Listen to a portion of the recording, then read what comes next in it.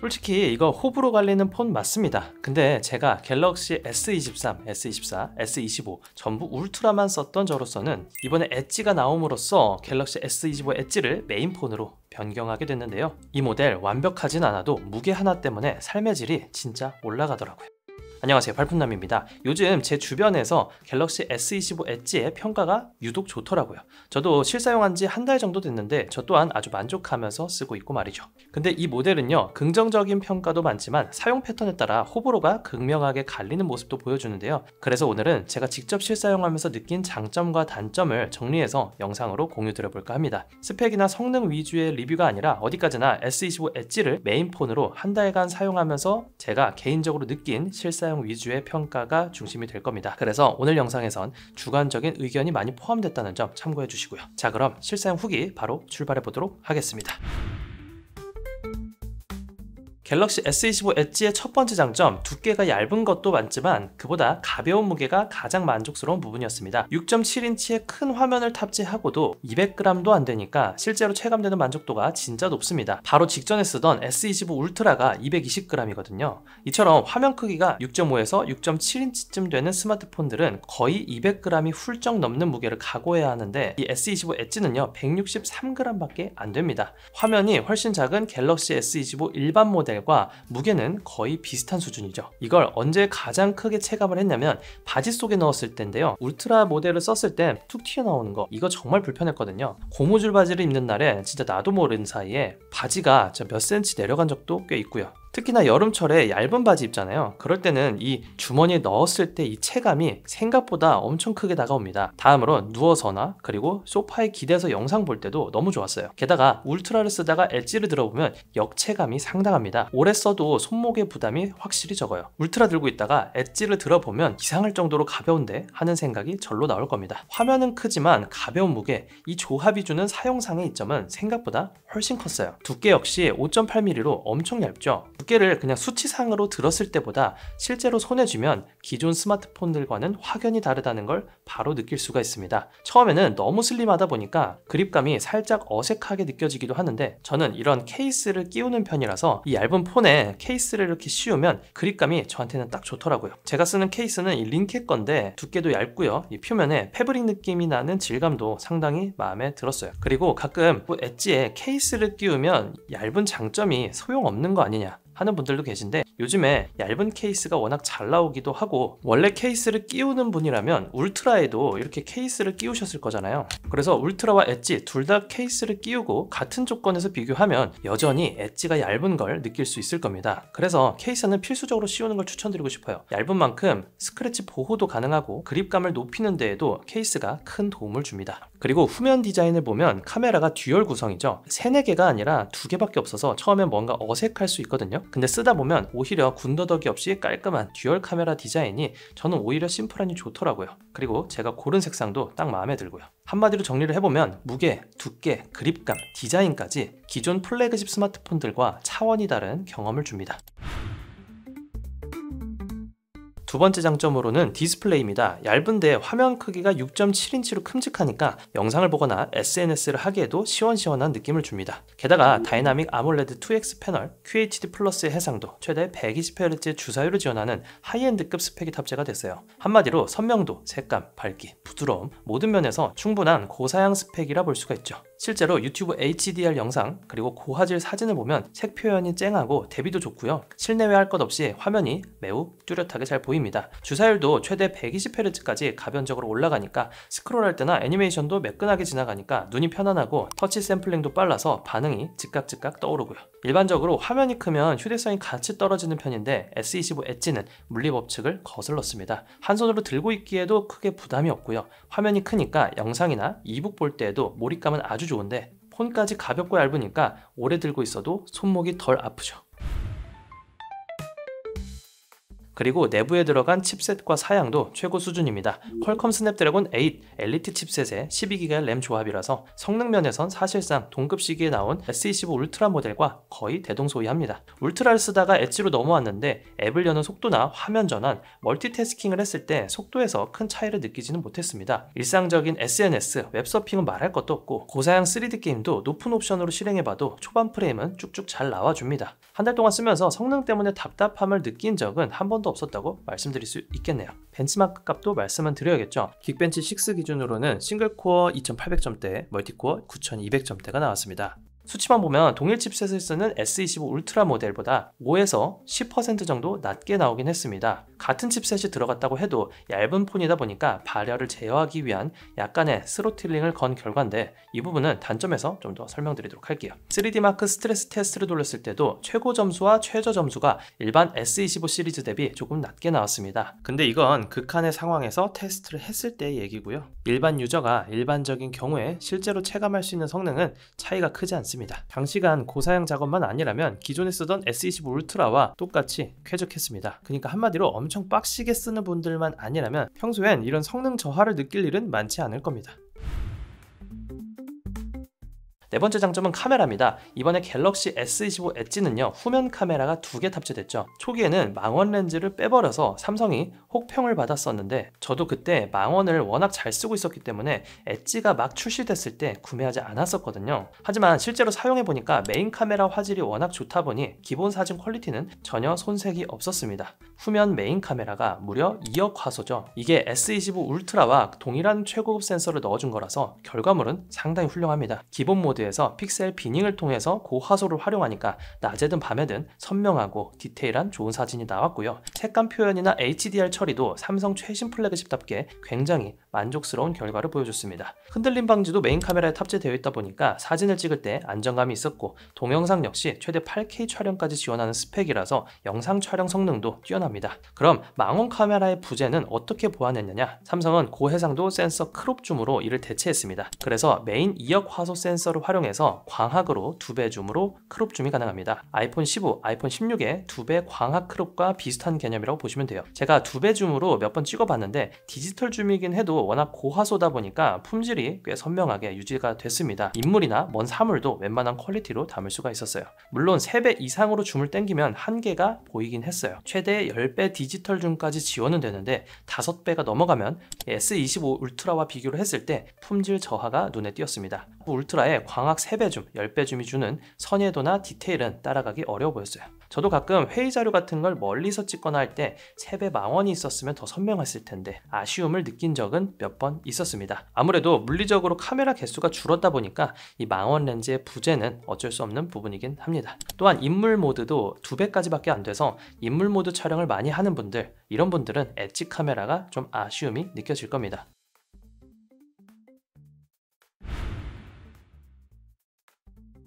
그리고 스피커 얘기도 빼놓을 수가 없는데 솔직히 이렇게 얇은 폰이라서 스피커 음질이나 출력이 많이 타협됐을 거라고 생각을 했거든요. 근데 S25 엣지는요 막상 써보니까 스테레오 스피커의 품질이 예상보다 괜찮았어요.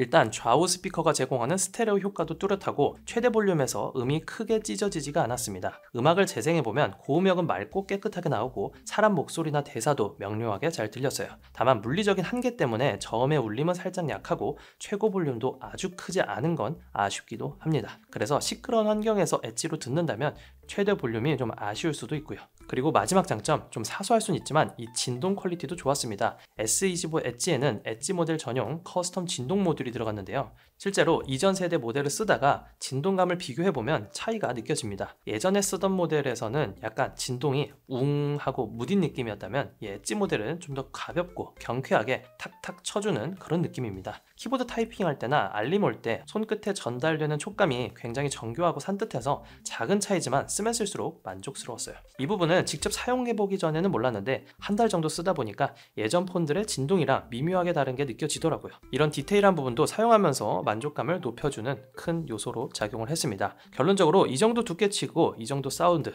이 정도 디테일이면 잘 뽑았다, 이렇게 평가할 수가 있겠네요. 자, 장점은 이 정도로 정리를 해보고요. 아무리 좋은 제품도 완벽할 수는 없겠죠. 이제는 제가 한 달 정도 사용하면서 느꼈던 아쉬운 점들, 단점에 대해 솔직하게 말씀드려 볼게요.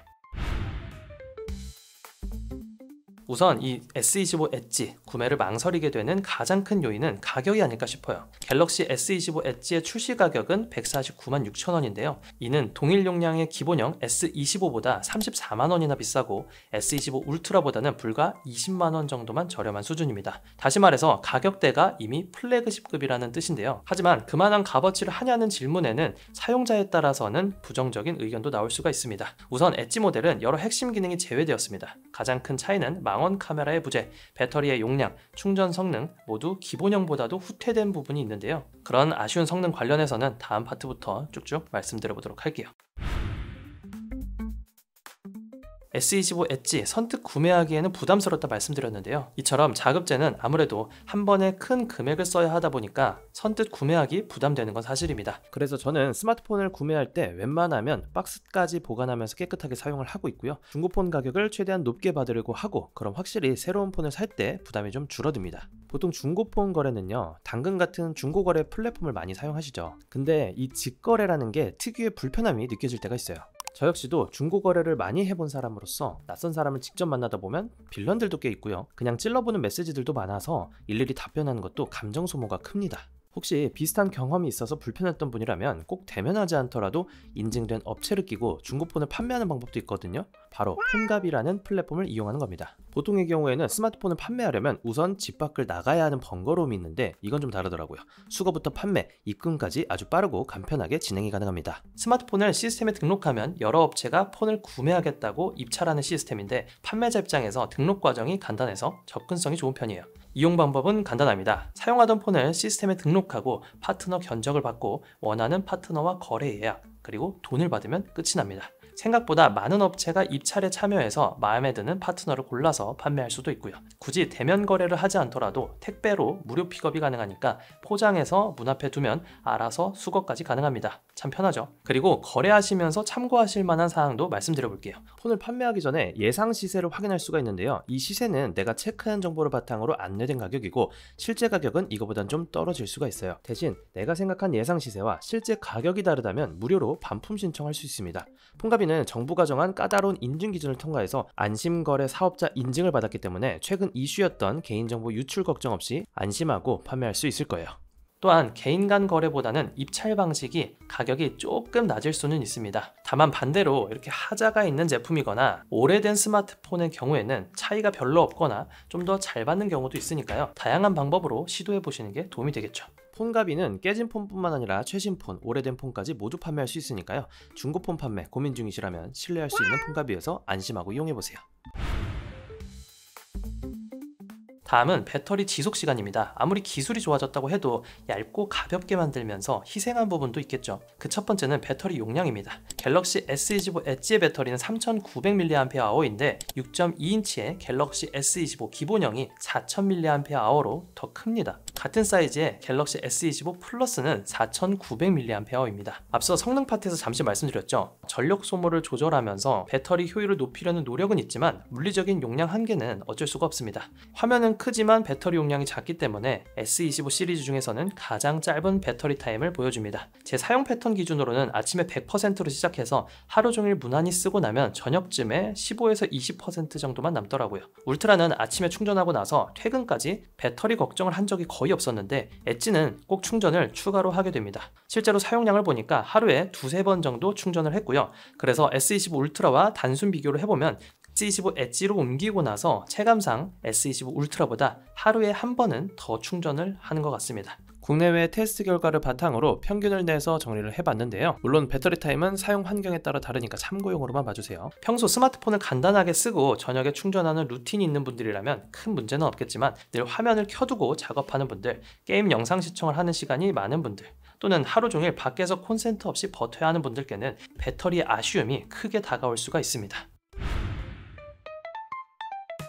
갤럭시 S25 울트라에 들어가 있는 45W 초고속 충전 2.0 S25 엣지에는 빠졌습니다. 최대 충전 속도가 25W인데요. 배터리 용량이 작으면 차라리 충전이라도 좀 빨랐으면 좋겠는데 S25 엣지에는 최대 25W의 유선 충전만 지원합니다. 해외 경쟁사를 보면 45W, 65W, 심지어 100W 이상의 초고속 충전도 지원하는 시대인데 이 부분은 좀 아쉽죠. 플래그십 모델이 45W인데 이거는 25W밖에 지원하지 않으니까요. 그리고 무선 충전 지원하지만 15W 수준이라서 무선 충전도 평범한 수준이라고 볼 수가 있고요. 슬림한 디자인으로 설계가 되다 보니까 고속 충전 회로 발열 문제로 45W를 못 넣은 것 같긴 해요. 물론 배터리가 3900밖에 되지 않으니까 그나마 금방 충전되는 편이긴 한데 그래도 오래 못 가는 대신 빠르게 충전할 수 있는 자유라도 줬으면 하는 아쉬움이 남습니다. 제가 노트북은 LG 그램을 좋아하는데 그램 쓰면서 아쉬웠던 점이랑 비슷했는데요. 바로 발열 관리입니다. S25 엣지는 워낙 얇다 보니까 동일한 칩셋을 가진 다른 스마트폰들에 비해서 발열이 빠르게 올라오는 편이에요. 벤치마크 테스트를 돌려보면 1분 정도 지나면 기기가 꽤 따뜻해지고요. 2분 이상 연속 부하가 걸리니까 표면 온도가 40대 중반대까지 올라가더라고요. 폰 상단에 카메라 옆부분이 가장 뜨거워졌고요. 제가 측정했을 때 최고 47도 근처까지 찍혔는데 이 정도면 손으로 만졌을 때 꽤 뜨겁게 느껴지는 수준입니다. 물론 일상적인 사용을 했을 때 이렇게까지 온도가 올라가는 경우는 드뭅니다. 하지만 카메라로 4K 영상을 길게 촬영한다든지 게임을 오래 하다 보면 확실히 열이 빠져나가는 게 더딘 느낌이 들 거예요. 아무튼 정리하면 S25 엣지는 두께가 얇아서 방열에 불리하다 보니까 금방 따끈해지고 그걸 막기 위해서 스로틀링을 걸어서 성능을 조절해 버리니까 헤비하게 쓰는 분들 입장에서는 아쉬울 수가 있습니다.